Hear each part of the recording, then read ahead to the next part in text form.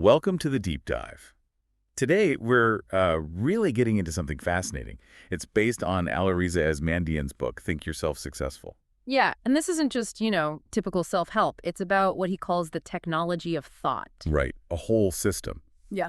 And it seems deeply tied to his own life, his experiences in observing different cultures. That's the core of it. Hmm. He argues that our thoughts, and maybe even more so our beliefs, they're like the architects of our lives. Everything, like success, money, health, happiness. That's what he posits, yeah. Yeah. It all starts internally. And the book gives principles, ways to consciously shape your subconscious mind to get the results you actually want. Okay, so for this deep dive, we've got quite a bit from the book. We'll look at his background, which sounds interesting in itself. Definitely. And then the core ideas, thoughts, beliefs, how they work. And the practical stuff, too, like techniques to reprogram the subconscious. Exactly. Reprogramming, managing your state of mind, building self-confidence. Oh, confidence is a big one. What else? Communication, he sees that as key. Goal setting, naturally. Yeah. How to deal with problems from this mindset perspective. Okay. How to make changes stick, and even attracting wealth. It's pretty comprehensive. Wow, yeah. So for everyone listening, the goal here isn't just to summarize. No, not at all. We want to pull out those actionable things, the insights, maybe some surprising ideas about how your inner world, your thoughts, your beliefs, how they're actually crafting your external reality. Giving you a new lens, maybe, Yeah. to see your own potential for success and just, well-being. Precisely. And knowing a bit about Asmandian himself seems important to grasping this framework. His story is quite something. It really is. Humble beginnings in Iran, then a reporter during wartime. Imagine how that shapes you. Right. Then he heads to the U.S. for higher education, gets a Ph.D. from USC in industrial and systems engineering. After studying mechanical engineering first. So you've got this mix. Real-world intensity and then rigorous academic thinking. Seems like that blend was probably crucial for developing this technology of thought. You'd think so. He also founded the AFTAB television network, and now he's involved with a cultural scientific institute in Tehran. So it's this interesting combination, isn't it? Like an engineer's analytical mind meeting a journalist's observational skills, plus that cross-cultural view. Yeah, it suggests his ideas aren't purely theoretical. They seem grounded in how things work, systems and people. It really brings up a fundamental question, doesn't it? Like, have you ever really stopped to think that the quality of your everyday thoughts might be the main thing driving the quality of your life? That's the crux of it. Let's dive right into that core argument. The power packed into our beliefs and thoughts. Okay, so he says beliefs are the foundation. Right. Beliefs shape thoughts, and then thoughts conduct the whole symphony of your life. I like that analogy. Me too. It's vivid. So positive thoughts, ambitious ones, they create harmony, attract good things. That's the idea. The universe kind of resonates with it. And negative thoughts, well, they create discord, attract failure. So the basic premise of Think Yourself Successful is you can actively use your thoughts to create success. You're the conductor. Exactly. And consider the sheer scale he mentions the average person. Around 60,000 thoughts a day. 60,000, that's a lot. It's constant, isn't it? And that internal chatter, as Mandian says, is nonstop reality shaping. So these thoughts aren't just passing clouds. They can become real things. Wealth, peace, or anxiety, confidence, love, hate. That's his claim. They manifest. Wow, 60,000 thoughts. It makes you realize even small, consistent shifts in what you're thinking could add up hugely over time. Definitely. It's not just about having a positive thought now and then. It's the overall pattern. He even brings in an interesting perspective from Islam, right? About thinking. Yeah, that 1 hour of brilliant, insightful thinking is seen as valuable as 70 years of worship. That really elevates conscious thought, doesn't it? It's not just background noise. Not at all. It's an active, powerful force shaping our existence, maybe even our connection to something bigger. And linking that back to the 60,000 thoughts, even slightly improving the focus and positivity could have massive ripple effects. Okay, so if thoughts are that powerful, how do we actually get a handle on them?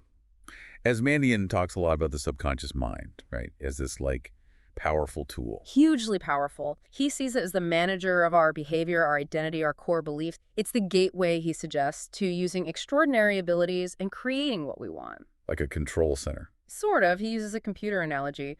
The subconscious is like hardware that can be programmed. Programmed by what? By the input signals we feed it, our experiences, what we focus on, the thoughts we keep thinking. That all determines the output. And the output is our beliefs, our mood, how we see things. Exactly. Beliefs, mood, perception, it all stems from that programming. Okay, so how do we become the programmers? He has principles for this, right? Yes, 5 key ones for this conscious programming.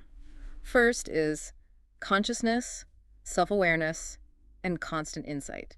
Sounds intense. What does that mean practically? It means being constantly aware, really paying attention to the signals coming in through your senses, and just as importantly, through your own thoughts. Okay. The goal is to be so self-aware that you can deliberately choose to send the best possible signals inward. He uses examples, doesn't he? Like seeing something beautiful. Right.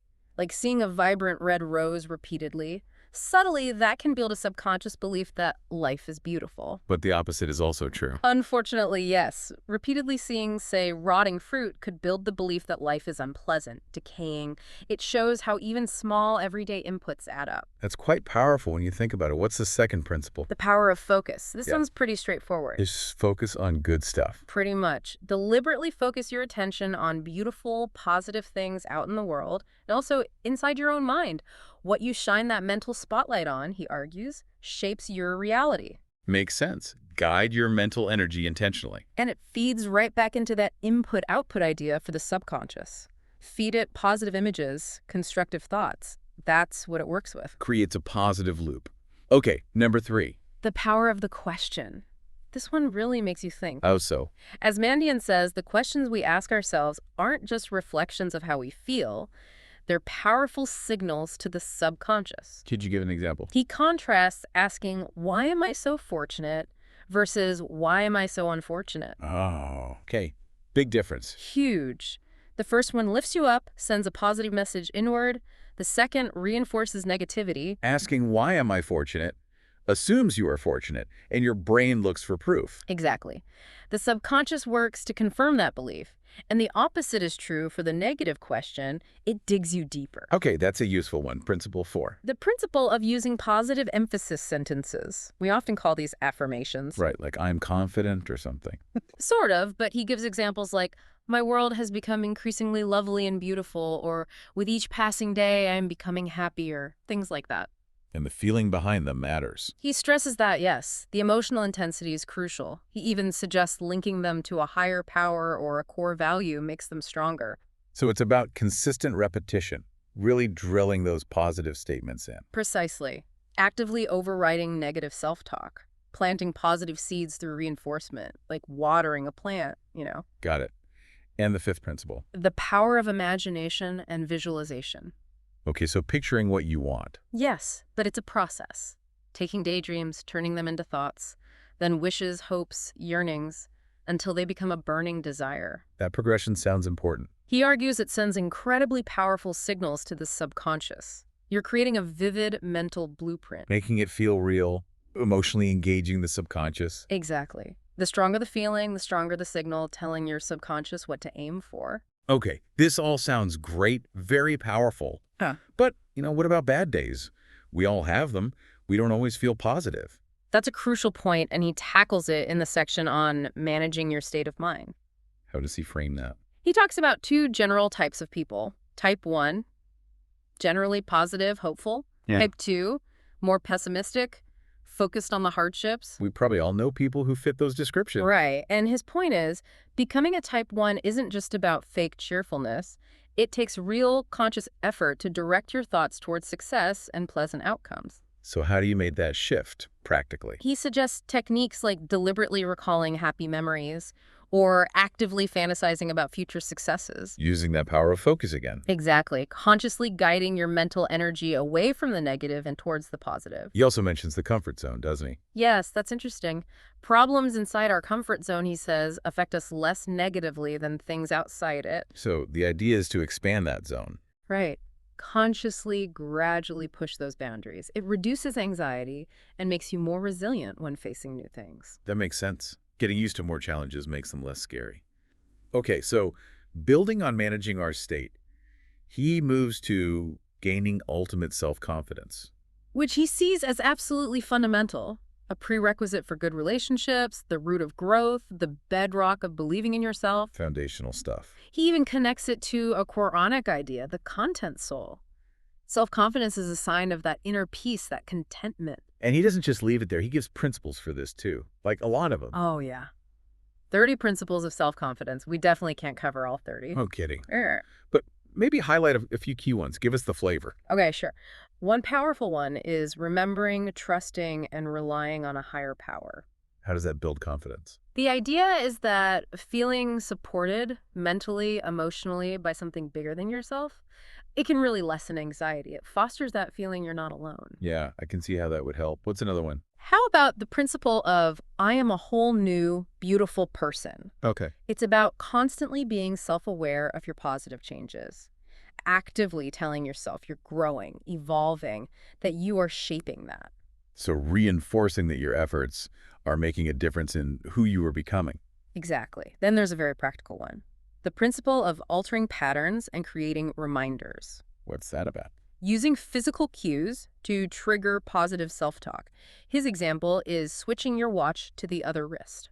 Oh, And every time you notice it, it reminds you to affirm, I'm a whole new person, or whatever your chosen affirmation is. that's clever. Using your environment as a prompt for positive thoughts. Yeah, it's a neat trick. Other principles include things like self-understanding, who am I? So regular self-reflection, sensing one's self-worth, recognizing your inner value, speaking highly of oneself and others, the power of positive reinforcement. And avoiding criticism. Yes, avoiding self-criticism and criticism of others.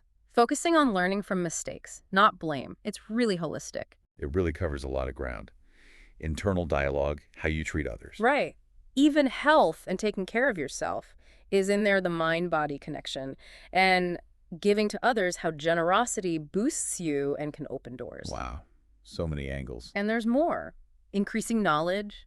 Knowledge builds belief, builds confidence, organization, avoiding procrastination, managing time. Practical skills feeding into self-belief. Right. Also crucial. Not comparing yourself to others. Focus on your own path. And finally, having goals and a life plan gives direction and confidence. It really paints a picture of self-confidence not as one thing, but as something built from how we think, act, and engage with the world. That's a great way to put it. Now, moving on slightly, he brings in something that might seem a bit different. Communication as the golden key to success. Which, when you think about it, fits perfectly. His point is that good relationships are vital for success pretty much anywhere in life. Okay. And effective communication, that's the tool that builds those relationships. He points out examples, right? Successful business people, leaders, even military commanders. Exactly. They often excel at connection, at interpersonal skills.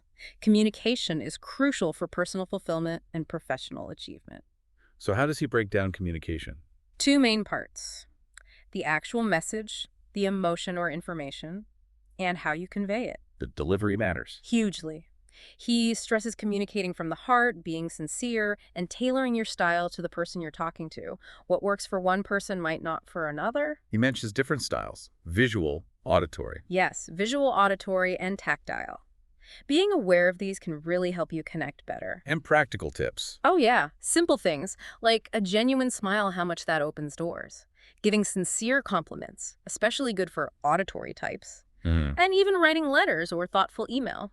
He suggests starting with honest praise, then clearly stating your intention. That's a good reminder about written communication. It allows for that reflection. Okay, so we have mindset, confidence, communication. Now, setting goals and designing your destiny. Right. He sees ambition not just as wanting something, but as the engine for action. And he backs this up. Strongly. He cites that famous Yale study from 1953, followed graduates for 20 years. What did it find? The 3% who had clear written goals achieved significantly more, some say more, than the other 97% combined. Wow, that's staggering. Really shows the power of clarity and intention. Absolutely. And as Mandian introduces this idea of the night of designing destiny, Sounds dramatic. What is it? a dedicated time for focused goal setting. He frames it as a really significant, almost sacred opportunity. So you prepare for it. Yes, mentally and physically. Set aside time, create a list, emotional, spiritual, financial, career goals. Don't worry about the how at first, just get clear on the what. And then there are steps. Yep, list them, schedule them with timelines, prioritize them, and crucially, create motivation. How do you create motivation? Write down why you want each goal, connect it to purpose if you can. He even suggests a symbolic act to show your commitment. Okay, and achieving the goals. It takes putting the plan in motion, hard work, enthusiasm, but also using that power of thought, the subconscious, positive self-talk. And handling bumps in the road. Seeing problems not as failures, but as opportunities to learn and grow, which leads perfectly into... Solving life's problems successfully. Exactly.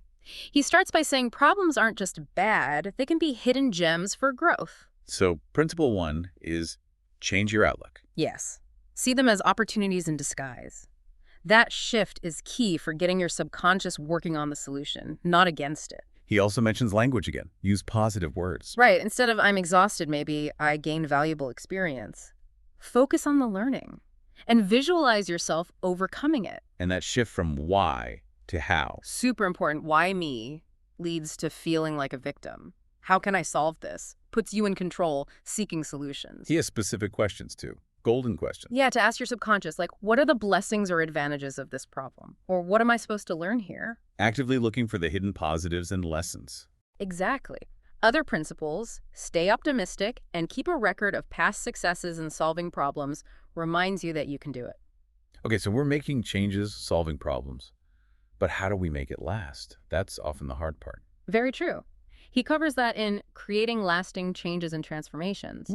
Permanence is key for it to be meaningful. What are the principles here? Constant practice of the new ways. Protecting your subconscious from negative input thoughts, actions, what you see and hear. Staying vigilant. And constant self-awareness. Continuously programming the subconscious with positive signals. Always asking how for improvement. Changing habits consciously. Right. And critically, avoiding slipping back into old ways of thinking when motivation dips. It's about making the new way the default. Building new mental pathways and sticking to them. That's the idea. Yeah. Make positive habits the automatic setting. All right, finally, he tackles a big one. Gaining wealth and abundance. Yeah, and he frames wealth not just for its own sake, but as a tool for a better life and helping others. And belief is central again. More than just financial formulas. Absolutely. He argues your belief in your ability to be wealthy is more powerful than any specific strategy. The subconscious is the key system here, too. So, what are the principles for wealth?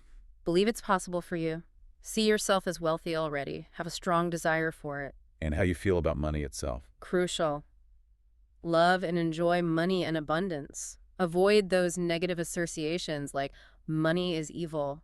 That might be tricky for some people. Cultivate a positive relationship with wealth. That's the idea. Yeah. Also, be grateful for what you do have.